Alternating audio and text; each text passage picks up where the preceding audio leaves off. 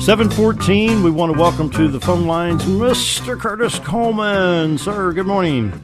Good morning, Dale. How are you? Doing very good. I mean, we're going to have some nice weather this week, and it's going to be nice. Anyway, Curtis, it's Bob. Did you get home in time for to get flowers, or?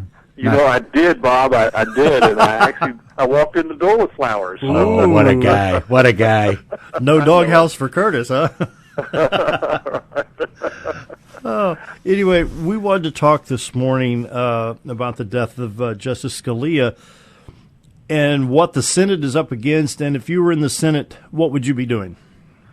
Well, thank you, Dale. And let me just say, as maybe many of our listeners as well heard Justice Scalia when he was mountain home last fall. I was there and had a chance to hear him and visit with him briefly, and it was an extraordinary opportunity, and for which I'm enormously grateful. I've been, like many of you, I've been an enormous admirer and grateful for Justice Scalia because he was an originalist, which means he interpreted and applied law based on the original intent of the Constitution. He was a textualist, and man, those people are incredibly rare, and I was enormously grateful for him.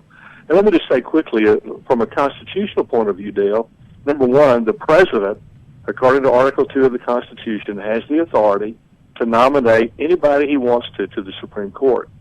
That's his constitutional authority and right. Now, on the other side of that, the Senate, which is required for someone to become a member of the United States Supreme Court, the Senate, the U.S. Senate, must confirm that person. The Senate has the constitutional right to ignore any nomination of the president that it wants to. For what duration? For any duration. Really? Oh yeah. There's no obligation constitutionally for the United States Senate to give its consent. And the president can nominate, and the Senate can ignore or refuse to approve for here on out. And so basically, that's the constitutional standard. Well, you know, I remember when John Ashcroft of Missouri was nominated. I forget who nominated him. I think George Bush, perhaps. Yes. Ted Kennedy went berserk. Remember that? Remember that? Oh yeah. Oh yes. And you had the same thing with Judge. And you know, of course, Really? and of course, we all know Chuck Schumer, was lobbying that no president years ago was lobbying that no president make any appointment to the Supreme Court in the last 18 months of his term. And so, the argument that there's rampant hypocrisy out here. Right, the argument that they use with Reagan and appointing John. Real good. Anyway, that procedure started in November of the year before the end of his term, and it took him 3 months to get him through. So when the judge was actually sworn in, it wasn't like it was like this. He was sworn in now, whereas now we're dealing with just getting the nomination process started. And I agree that he should be able to nominate whoever he wants, but it's up to the Senate to do what the Senate does, which is talk it to death. And they can, and they, in fact, the Senate is not obligated to even hold a hearing. I mean, the Senate has no obligation to act on any nomination ever. And all the Constitution says is that the individual nominated cannot serve on the Supreme Court if not affirmed, by the Senate's advice and consent. That's the language. But basically, if the Senate doesn't affirm someone, they can't be on the Supreme Court, and that's fundamentally what the Constitution says. Go ahead, Bob. By the same token, couldn't they run into the situation? I mean, obviously, we all hope that our candidates win the presidency, and we hope that our candidates win the Senate seats that are needed. If it doesn't go that way, and we end up with Hillary or, God forbid, Bernie sitting up, but you just don't know. I mean, the Republicans shoot themselves in the foot and they blow their whole leg off, which could happen. Yeah. And then you could see losing some of these Senate seats as well. So you would have Bernie. He could nominate Barry, and we could have. That could happen too. You got to watch overplaying your hand as well. Bob, I think you put your finger right on the magnitude of this election and how critical this election is. Oh, it is. And if there's ever been an election where none of us should ever sit out, this is it.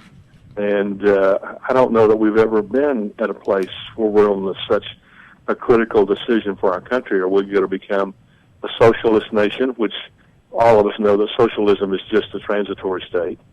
And the fact is that if we're going to be more accurate in describing the Democrat nominees, we describe Hillary as a socialist and Bernie as a communist, because that's fundamentally the ideology that they are promoting. And I asked a reporter. I was asked about Connor Eldridge, who's going to be running for the United States Senate as a Democrat. And the reporter asked me about him, and I said, I'm curious.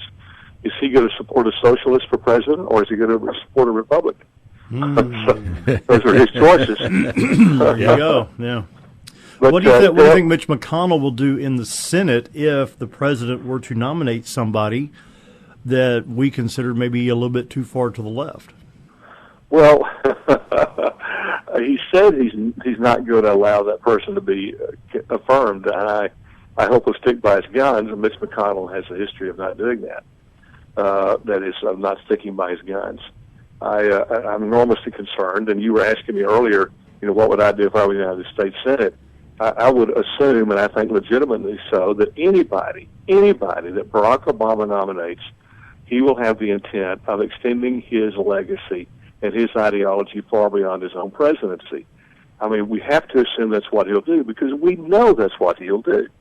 And, I would tell you today, there's not a ghost of a chance I would vote to affirm anyone that Barack Obama nominates to the Supreme Court. And I can tell you that up front, and because I've watched this man now for almost 8 years, and we know what he does and how he does it, and he'll be consistent with that in the future. And I am praying, and I'm asking all our candidates to pray and urge our two senators, Tom Cotton and John Bozeman, to stand firm and not approve and vote against, if it comes to that, anybody that Barack Obama nominates to the Supreme Court. And that's where I'm standing. And if I were in the Senate today, you could be confident of that. And that's where I am. And I know that there's a chance, as Bob was pointing out, that we may lose this election, and we may have a socialist or a communist in the White House. What we do have in the White House now, we know. And we know this man is a socialist. And we know his nominee will reflect that point of view. So we've got that for certain. We don't know what will happen to the next president, so I'm willing to, take the chance. In fact, we have to take the chance that we can win the next election. And I got to tell you, the mainstream media, the Democrats in the mainstream media, are going to heap enormous amounts of pressure. In fact, they already are on Republican members of the United States Senate to affirm a nominee from Barack Obama. And what they're saying is, and you've heard the arguments, what they're saying is that we're going to have a deadlocked Supreme Court. It'll be 4-4, and they will be unable to render a decision in that instance. Well, that's a possibility. I mean, there may be a 4-4 decision, but I can tell you, Dale and Bob, I would prefer to have no decision than to have a bad decision. Yeah, exactly. That's what I was thinking, sitting here. Yeah.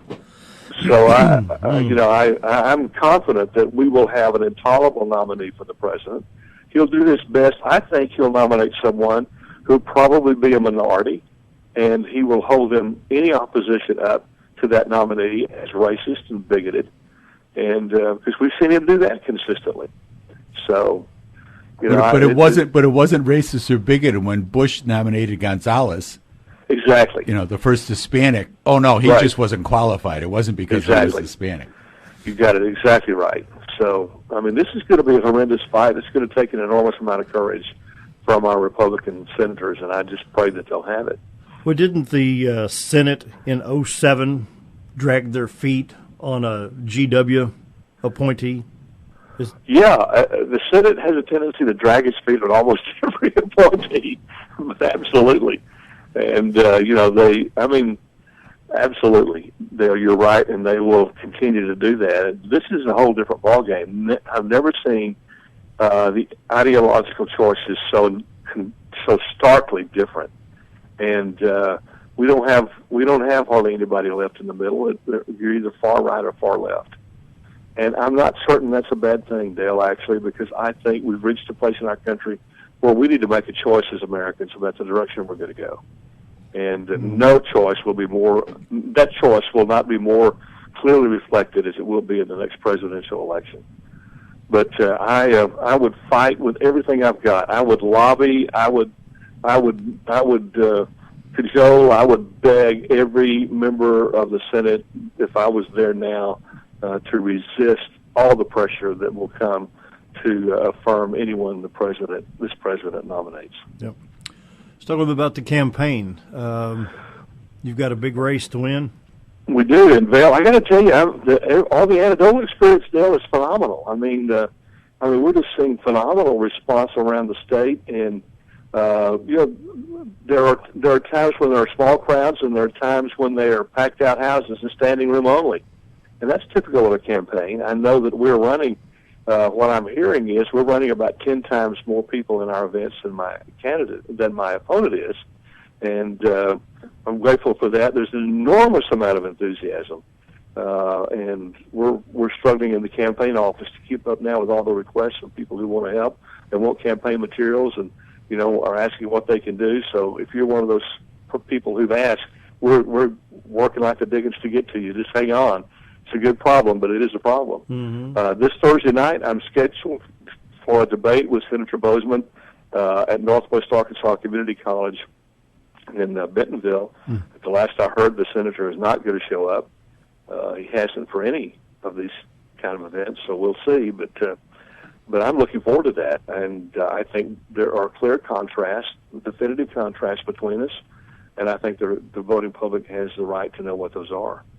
But this is a election, Dale and Bob, that you both know. We've seen it in New Hampshire as well as in Iowa, where about 70%, national polls are showing us that about 70% of the people who are going to vote in a Republican primary are not going to vote for an establishment candidate or an incumbent.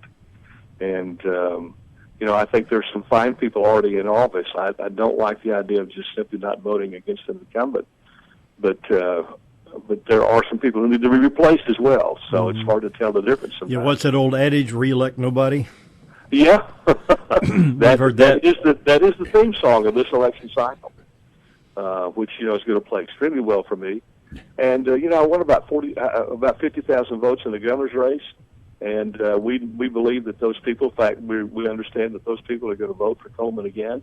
The people who voted for me in the governor's race are very passionate conservatives. They're going to be back. So I'm not going to start from zero like I did last time. I'm going to have a new base of about 50,000 votes, and we're planning to build on that. So we feel really strong and really good about the race. Final 2 minutes, Curtis, before we have to exit the phone call. Your final thoughts in 2 minutes? Well, early voting started yesterday, and I'm begging all Coleman supporters to go vote early. We're talking about an election on March the 1st, which is not unheard of in Arkansas to have an inch or two of ice covered by 7 or 8 inches of snow on March the 1st. And I'm telling our folks, don't assume you're going to be able to vote on March the 1st, because please go vote early. And yesterday, Dale, was my birthday, so I was asking. Did you get? You got my text, didn't you? I did. I did. Well, happy birthday! Yes, thank you so much. And I'm pointing it out because we're asking all Coleman supporters to go vote early as a birthday present. There you go. There you go. 39 again, right? At least, yes. Every bit of it. I'm deciding I'm going the other direction now. I hit a peak and I'm headed back down. There you go. Final minute, sir. Well, please vote. Whatever you do, please vote. And obviously I'm begging and hoping and asking people to vote for Coleman for U.S. Senate. If you want a truly conservative, consistent member of the United States Senate who won't vote to raise the debt ceiling, who won't vote to fund Planned Parenthood, who won't vote to plan Obama's executive amnesty, who will actually fight those things, who will not vote to fund Obamacare, all of these things my opponent has done, then please go vote for Curtis Coleman for U.S. Senate and do that between now and March 1st. My website is curtiscoleman.com. We've got new videos posted there that are just going viral, and I'd love for folks to see those. So, Dale, thank you so much, and Bob, thank you. It's good to see you last weekend, sir. Good luck, Dale. It's good to see you. It was good to see you, Curtis. It was good. Thanks for coming up. We appreciate it. We wrapped up our basketball program in great success, Curtis. We had 250 young people involved in this basketball program for 6 weeks at our church. It was quite a phenomenal event. Yeah, it was great. Which is where Dale was Saturday. So that's where I was all day long. Thanks for doing that, Dale. Man, we all are grateful to you for what you've done. And thank you for letting me share this morning Please go vote. Please go vote. Early voting is open. Stay safe. Thanks, Curtis. We'll see you later. Thank you. God bless you. Thank you. Bye-bye. Brings us up to news time. We'll be right back.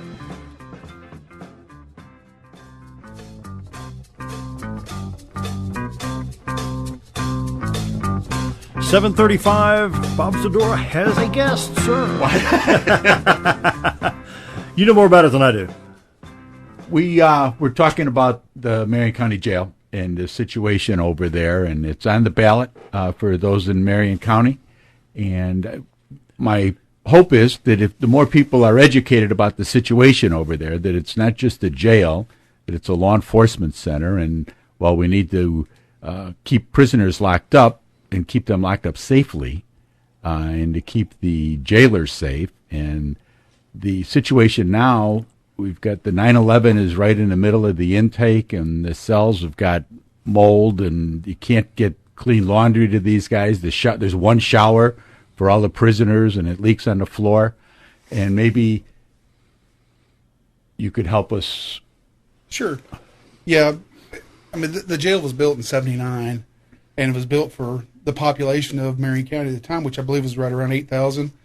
And for the entire county. For the entire county, and we've doubled in size since then. So I think we're over 16,000 now, and we can hold.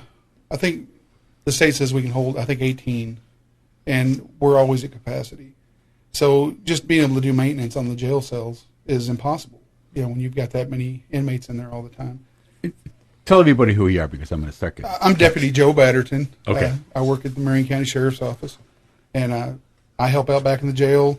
I do transports and help out with the sex offender registry. But I've been involved in the jail, I guess, for the last 10 years. So I was jail administrator for a little while. But currently, I'm helping the current jail administrator. As a law enforcement officer, when that jail was built in 1979, we didn't have the issues that we have now with the drugs. I mean, there's drug issues, but now we're meth and all this crack, and I don't even know what some of this stuff is. Well, you hear people say it all the time. It's not Mayberry anymore. No, it's not. I mean, it's still this whole area is a nice community to live in, but we're getting problems from the outside. You've got a lot of people, coming back and forth between major cities, and people that are moving here from the outside and bringing other people with them. And it's just societal evolution. It's just not what it used to be, and it's just going to keep on getting worse as time goes on. So, we're at that state right now where you got to change with the times. You've got to update and stay current. And what we've got over there to work with right now, to me, is so far behind the times. It really is kind of dangerous sometimes. Back in the jail, you've got our dispatch, 911. Every call from the outside comes into our dispatch center, which is right in the middle of the jail. You've got two people working back there. You got a male and a female. Both of them are jailers / dispatchers, and their job is to maintain the safety and security of the jail and dispatch any calls to the officers, fire departments, first responders, EMS. And it's just, when you've got an inmate back there who's not being cooperative, it's just next to impossible. No, inmates aren't cooperative? Imagine that. I'm shocked. I thought they behave themselves all the time. Yeah. Sometimes they do, but sometimes they don't. And when they don't, it puts everybody's safety at risk, because these people are trying to maintain that safety and security. Plus, if you've got an officer who's on a call and needs help, and you're out there wrestling around with somebody who's not being cooperative, it's hard to juggle all that stuff back and forth. And if this sales tax passes, and the new jail is built, that'll be one of the things that new law enforcement center. New law enforcement center, because it really is, and I think that people need to understand that it's not a matter of just making it nicer for the prisoners. I'm not a proponent of that at all. I don't think any of us are. Nobody is, and that's not the idea. But the state has set standards. Right. That when I did my tour on Saturday, I can't believe they've let your state open this long. Let me put it in this perspective. But the coppers have no place to work over there. If they lock somebody up, or they need to interrogate someone, or just question someone, or just even keep witnesses separate so that they can be interviewed, there's no place for that at all. There's no lockers for these guys. Right. Everybody's broken up. There's no place to store equipment. There's no place to store evidence. I was dumbfounded. When the building was built, which I'm sure wasn't state of the art when it was built, but it was adequate, I'm sure. Yeah, but there was nobody knew what a computer was then. Yeah. Right. So none of the wiring, there's wires hanging off of things and coming up, and the inmates are flooding the plumbing and things, backing the water up into the basement. And there's no place to go. This concept that, we're just going to make it bigger. We're going to make it a little holding area. I want the officer to consider this. You go and you buy a brand new car, Ford, Chevy, Dodge, whatever. You take it to your dealer for service. And the mechanic says, well, no, wait a minute. My tools are only good up to 1979. I can't help you with your new car. What are you going to think? What's going on? Well, and that's what these officers need, the tools. Right, and I think for the general public, 2016. It's kind of out of sight, out of mind. You see the building sitting down there, but until you walk inside there and see what everybody's dealing with. And not, like you said, not just the jail side of things, but even just the patrolmen who are out there, the deputies who are out patrolling, sure, and the investigators. We've got 3 desks, 3 computers for, I don't know the exact amount, but it's around 14 or 15 deputies. That office is about the size of a good-sized walk-in closet. Well, it's the size of this room here, which is not. I said it's about the size of a good-sized walk-in closet. I mean, it's terrible. And it's adequate most of the time, but when you've got several events that have happened in the county and everybody needs to get in there and do their job and write a report and get back out, and it's hard. I mean, it's just hard to do. And same way with the investigation with our CID division, you've got a small space, probably about the same size. And if you have something that's happened in the county and you've got a lot of evidence to process, or you've got suspects that you need to talk to. You'd have to put them out in the cars and keep them cuffed in the cars to keep them separate from each other. But now, what about the state prisoners that are still being held? Do you have any, like Sheriff Montgomery has, where you're waiting to get your state prisoners in, but can't because of no room? Right. Well, like right now, we don't have any. You don't have any room. They don't have any room to keep state prisoners. Yeah. They don't have room for the prisoners that they should be having. Right. And because of the facility and how it's dated, every time you add a woman into the lockup, you got to take out 2 men. Just right. Well, and there you go. You're supposed to separate by sight and sound. Yeah. And just the way that jail was designed, it was just never. In the last 10 years. It's gotten to the point where we used to have, maybe 1 female in there a month or, a couple a month. And now we've always got 2 to 4 females in there all the time. Goodness. And it's time. I mean, I know it's sticker shock. Yes. That, people see the prices out there. But if you compare it to surrounding counties, and if you're looking at a facility that's going to keep on providing safety and security for the citizens of Marion County. But not just now, but for the future, too, because we don't want to build something right now that we're going to turn around in 10 years. We're going to be, not in compliance with the state. And it's right, with the plan that's being presented right now, it gives us a chance to be able to be up to standards and hopefully be up to standards for the next 20 years. And there's an expandability to that. Right. And it's also funded, so you don't run into the problems that they ran into in Baxter County here, where they built a great jail, said, here you go, here's your jail.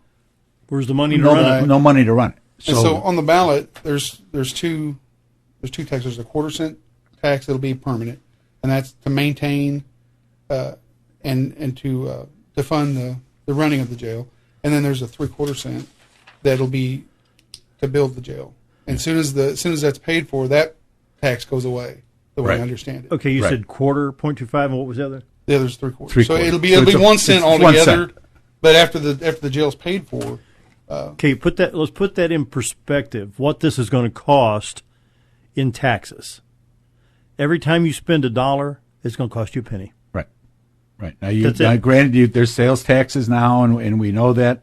But this is, and this isn't like, what's going to happen is if this doesn't happen, then the state is going to close that down. I mean, the guy was very clear. When the state board came to the quorum court and spoke, they were very clear. And I truly was shocked that it's open, seeing the things. I mean, there's mold. There's one shower in there. One shower for the whole facility. For the whole facility. There's mold in there. It's leaking out the bottom of the shower. Unbelievable. It really is. So the state's going to close it, and then you're going to have to find, because people are still going to get locked up. Right. It'll be the like bad guys aren't going to say, oh, well, there's no jail in Marion County, so I'm going to behave. That's not going to happen. No. So you're going to have to find someplace to put them, and then you're going to be hauling them back and forth. Right, so you're going to be taking a lot of the officers' times transporting. Oh, yeah. And it won't be necessarily Baxter and Boone because, as you know, they're John's capacity. got no room over here. They're a capacity all the time, too. So we're going to have to find places out in the state, and there's no guarantee that you're going to find a bed. So if we're turning to a 24-hour hold facility, after that 24-hour period, if you can't find a place to house that person, you have to release them. Yeah. The way I understand it. And people go, oh, well, that's okay. We'll just let them go. But really? That's fine. I mean, unless they broke into your house. Exactly. Or they're stalking your daughter, or they're following around your child. Yeah. Then it's no, do something. Right. It's not Mayberry anymore. That's really it. Otis isn't coming in, taking the key, and locking himself up. No, he's not. We need to take a quick break. Honestly, think about this. If you get a coffee and a donut, and it's $2.35 now, it'll cost you $2.36 then. $2.37. It's shared with everybody. It's not just on you. Right. It's not. Yeah, it's not a property tax. It's a sales tax. So it's what you buy. That's how you're going to pay. Be right back. 7:49. Continue our discussion about the condition of the Marion County facility. Yes, sir. And in that discussion, the logistics of trying to get these prisoners, if the jail isn't built, if the law enforcement center isn't built, and it's going to get closed down. I have no doubt the state was pretty clear about that. So the prisoners are going to have to go somewhere, but the policemen are going to have to go somewhere as well. So they're going to have to. There's going to have to be some sort of facility because the state's going to come in, or the EPA is going to come into that building and say, "This is not inhabitable. This is inhabitable." Excuse me. So that's a consideration as well. Correct. It's one of those things where, and that's one of the things that we have to consider right now. If the tax doesn't pass, then what do we do? Yeah. How do you transport all what those is Plan people? B? Where do you draw the line on who you release and who you don't release? Yeah. And it really gets to be kind of sticky. And there won't be any road time for anybody because they'll be hauling prisoners or taking them to the doctors and all the other things that need to go on with that. Yeah, it's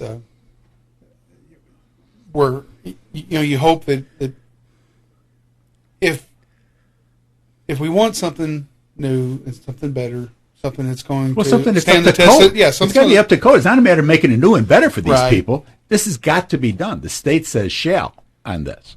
There isn't a lot of options on this. Yeah, it costs more to bring it up to standard than it would be. Oh, you could never bring it up. You couldn't. It would be physically impossible. That was one of the arguments. But I don't know if those people have ever been in there to see what the facility actually is. Well, there's still a chance to come over and see that if you'd like to before you vote, and make up your mind on your own. But if you haven't been in there and you haven't seen the sheriff's department altogether, this Saturday from I believe 11 to 3, we're going to have another open house and give the general public a chance to come through and look at it. You'll come in and look at it, see what we're working with, and make up your mind on your own. Yeah, just be an informed voter. Make an informed decision. Not what the guy tells you across the diner table. I can tell you my opinions, but ultimately you have to make up your mind yourself. And I consider make it sound as bad as it is. You don't have to. Still don't. You can come and take a look and walk through and go, wow. But there is no expansion. There's no. I don't think there's any. I think it would cost you more. You'd have to build a whole new facility around what's there and get rid of what's there. I mean, I don't really see any way that you can expand that. No, there's nowhere to go on that.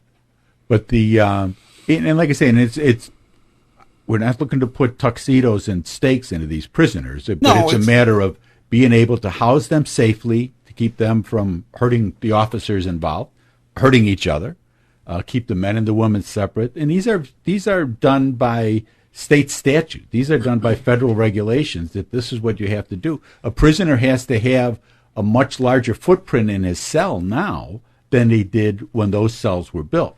So basically what it boils down to, you're just trying to follow government regulations. That's it. Right. I mean, these are mandates. Your jail will have this. Your jail will have this. Marion County doesn't have it right now. Right. So in order to meet the demands of the government, you get two choices: rebuild or dump it. Build a new one. If you rebuild, I mean, you build just what's adequate right now, or you build something that's going to be adequate for the next 20 years? Right. And something that you can expand, which is the way this one is set up. This design is done like in pies and pods and things like that, and they can be expanded as needed. And obviously, we hope that everybody goes to church on Sunday and they never get locked up again. I, however, am not holding my breath waiting for that to happen. It's never happened. So, I was the police for 32 years, and it's worse now than it was then. It just is. There's no getting around it. But we really need to do something over there. But so please come to the jail.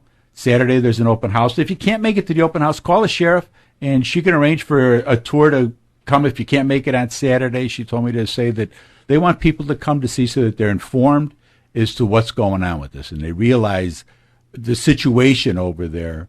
Like I said, to see the conditions that the coppers work under was enough to make me just cringe. Well, and just to have the room to house the prisoners that we need to house, and we're, like I said, we're at capacity all the time right now, and that's in the last 10 years that's changed, because when I worked in the jail full time, 10 years ago, we probably had half of the population that we've got right now. Oh, and, yeah. It's just like I said, we've kept growing, and it may taper off, it may not, but the fact remains that we're probably going to keep growing, and the surrounding area is going to keep growing. Right now, as of last week, we were just kind of looking, and probably half of the inmates that we had in there were not even from Marion County; they were from surrounding counties. So you've got bleedovers from all four corners. Do you get much from state line, down across state lines, Missouri? We get a few, but not many.